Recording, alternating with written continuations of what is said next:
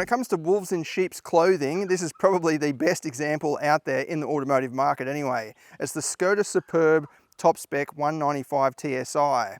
Now, like with the Skoda Octavia RS, I would probably go with the wagon. It's only $2,000 more than the sedan, although the sedan does look nice. It's got that sleek, classic sedan shape. Got a black lip spoiler on the back, which really finishes it off as well. Pairs in with the black window surrounds and side skirts. But yeah, if you're after a large vehicle, why not go with the wagon? It's available. I think wagons are a little bit cooler as well. Although, as I said, this sedan does look nice and sleek. Now this has got the updated design, the new front end and so on. It looks distinctive, it looks like a Skoda when you see it coming, but it's got some sort of aggressive tones to it as well. The overall body is a little bit longer and a little bit higher in terms of the roof height, but a little bit narrower, riding on the same wheelbase as the 2024 model. The other major update is the powertrain. Still a 2-litre turbo 4-cylinder, but now it produces 195 kilowatts and 400 newton meters, up and down from 206 kilowatts and 350 newton meters. Peak torque is available in a slightly narrower window as well, only slightly, but peak power is available in a window. Before it was just bang on 6,500, now it's 5,000 to 6,500. 0 to 100 is claimed in 5.6 seconds, down from 5.9. I think that's largely due to the extra torque, 50 newton meters. Also, it switches from a 6-speed dual clutch automatic to a 7-speed dual clutch automatic. So just the latest technology, the latest refinements has just made it a little bit quicker. It is a little bit heavier than before, only about 60 to 70 kilograms. This is just under 1,800 kilograms in sedan form. But yeah, that's not really enough to make a big impact on 0 to 100 performance. But anyway, it is offering a claimed 0 to 100 quicker than before. So even though you might see that 195 kilowatt output and be a bit disappointed, it's quicker, so you don't have to worry. Fuel consumption is also improved from 8 down to 7.6 litres per 100 kilometres on the official combined cycle. I'm averaging 8.3, I think it is, in the real world, which is very good considering that speed or that acceleration that you're getting, and the fact that it's quite a large vehicle. As usual with Skodas, very practical inside, lots of storage everywhere, but also good build quality, so not too much in terms of nasty plastics and so on. All the door trim's got a soft covering, and it's got that carpet lining for the door pockets, a little bin in the side there as well, and more than enough space inside. Like, my head's nowhere near the ceiling. I don't really have any trouble even getting in, even though it is kind of a low slung, swooping roofline style of sedan. It's not, yeah, you don't have to be careful nudging your head. And up on the dash, we've got a new touchscreen system. It is a little bit too big in my opinion. So there's my kind of line of sight, and you can see it's just edging into my view just a little bit. It's not a major distraction, but I'd prefer screens just to be a little bit lower. I think all manufacturers should stick to that rather than, I mean, having a big screen itself is a bit of a distraction anyway, in my opinion. I'd rather have physical controls. You do have plenty down here anyway, so it's not all in that screen. That's great to see. But yeah, just to be better if it was just a little bit slimmer so it doesn't poke up into the windscreen area. And then for the driver, there's an adjustable digital instrument cluster, so you can go through different themes. There's my fuel consumption there, by the way, 8.4. I have just had some fun going down the winding road. So yeah, it's not too bad in the real world. Nice seats in the front as well. They're not too sporty, but they hold you in. Bit of comfort, bit of softness there. I think they're sort of big enough to cradle various size people, but they're fine for me. I can sort of move around a little bit. They're not too intrusive, the side bolsters, but still provide plenty of comfort. There's also a massage function, at least for the driver. It's going off right now. It actually feels pretty good. It's like pushing you in the back. I think you've got different adjustments there as well. And up at the back, plenty of room here. This is a large vehicle after all. You do have to watch your head as you're getting in just there because it does slope down a bit. But once you're in, my head's nowhere near the ceiling actually. Sort of stretches right up. It's just that pillar. When you first get in, it's just starting to slope back towards where your head goes. But yeah, once you're in, plenty of space.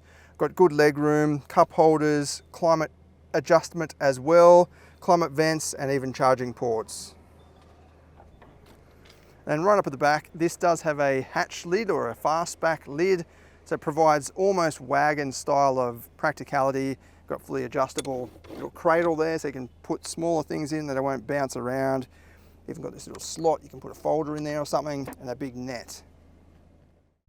Now, out on the road, this is a very refined vehicle, and this is probably going to sound a little bit silly, but it just glides along so smoothly. I'm just hitting the throttle only a little bit, and it's just maintaining a speed, coasting along. And in that sense, it's pretty much a luxury vehicle because, yeah, it's very quiet, smooth. The suspension does an excellent job of absorbing the bumps, but still maintaining good body composure, good body stability, and it feels a little bit sporty in the normal mode. It does actually have adjustable suspension modes. So you go into the normal mode, configure, and you can see you've got comfort, normal, and sport for the dynamic chassis control. You've also got different modes for the all-wheel drive system, normal and sport, as well as steering and drive modes and all of that. You can actually hit sport and just, you know, one size fits all kind of thing, configures everything into the sport setting. But in the normal mode, yeah, as I said, and then we've got this sign coming up, please pay attention to the road. So when you fiddle with the screen too much, you get that little message pop up, and you can't actually play with the screen for about, I don't know, 5 seconds or 10 seconds. But it's kind of contradictory in my opinion, because Volkswagen came up with this screen, you know, hey, look at me, play with me, I'm a nice big interactive screen. But then it's kind of also saying, but it is distracting interacting with this screen. I'm not blaming Volkswagen for this, but yeah, it's kind of just doesn't really make sense. We'll just maintain normal mode for a little bit, and I'll just show you what it's like. Still handles nicely. You can push it a little bit down bends. There's not, you know, heaps of body roll or anything like that. It actually is very flat, very neutral, and it feels good. Like, as I said, it really glides around the place. Throttle sensitivity is not super sharp in the normal mode, as you'd expect.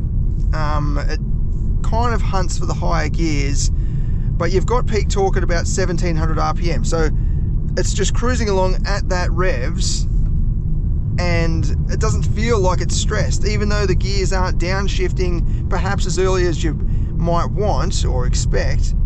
It still picks up speed. It uses that torque and just pushes you along without any effort.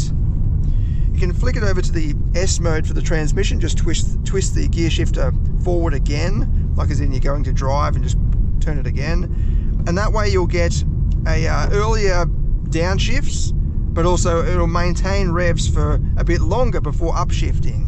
But it's not over the top. Like, it doesn't, you know, you don't want it to just quieten down. You don't seem like a bit of an idiot driving along with the revs going constantly. It's just a little bit more responsive, a little bit more awake, I guess the best way to put it. Now, the engine is pretty quiet, including from the tailpipe. You can hear a bit of bassiness from low RPM, but when you push it, it's just got that, you know, typical modern whooshing sound, very choked up exhaust system as per typical of modern vehicles.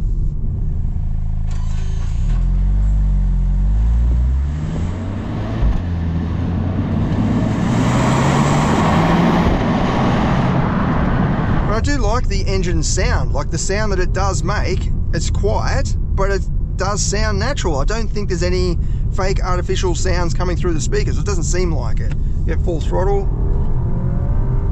That to me sounds like a 2-litre turbo in 2025. It sounds cool. I like that. I don't know why manufacturers have to have these fake sounds coming through the speakers. They never sound perfect, and if it's a bit quiet, you know, so what? Especially for a vehicle like this, it does not need it. It is a more refined sort of sporty sedan rather than an outright, you know, R model or something like that. I'll flick it over to the sport mode. There's no difference in sound that I can tell, like a bimodal exhaust or anything like that. You've got blipping or rev matching of the throttle on downshifts with the paddles, but it does upshift automatically. It won't hold the gears until red line. It will just upshift automatically in the manual mode.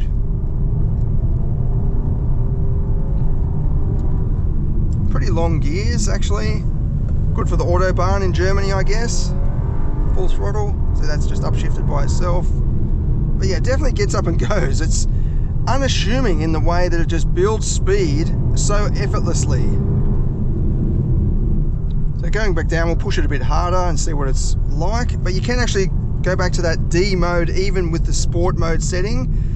Yeah, and the revs straight away go back down. They don't go as far down as they do in the normal mode. Like, it does kind of maintain a certain level of sportiness because you've got it in sport mode, if that makes sense. Go back to manual, give it the full beans. Excellent suspension. So coming through there, it's quite bumpy. You wouldn't see it on camera, but normally vehicles bounce and bob around. That just went over very flat, very composed. Down through here as well, there's some pretty nasty bumps. Yep, good stability. I can feel the front wheels. I know exactly what the rear tyres are doing as well. Hard on the brakes, nose is diving just a little bit, as expected for a vehicle like this. Full throttle, and yeah, you've got that all-wheel drive grip getting straight to the tarmac. I think from point to point, certainly in wet conditions or leafy conditions, this would have to be one of the fastest sedans, you know, this side of 100 grand, really. It doesn't seem like it is, but you're actually picking up speed and getting through so effortlessly that it's kind of, yeah, that's what I mean. It's definitely a wolf in sheep's clothing. Over this section, very bumpy as well, maintaining complete stability. I've got excellent confidence. I know the vehicle is going to get through without throwing me off the side of the road. Overall, this is an absolutely superb package, pun intended. It just does everything, especially if you go with the wagon. You've got a great family vehicle. It's got excellent build quality inside, good features, good practicality. It's refined and quiet and smooth on the road, comfortable, also very efficient in the real world. As I said, 8s in the real world for something that does a 0 to 100 claim in 5.6 seconds. That's a very good efficiency to performance ratio, in my opinion. This is also one of those weird vehicles that where prices have actually come down a little bit from the previous model. The previous model was $69,000. This is $67,990, excluding on roads. So it's actually $2,000 cheaper than the predecessor. That's, yeah, very unheard of in this day and age. I think that price is pretty good value too for this size vehicles, for what you're getting, all of that performance and all of that. I think this is a great value all-round package. As I said though, I'd probably go with the wagon just to give you that extra practicality, and I think wagons are a little bit cooler than sedans, but you know, you might like that sleek shape, which is totally fair enough, and you can save $2,000. All right, let's head off now and do the performance test and see what it goes like.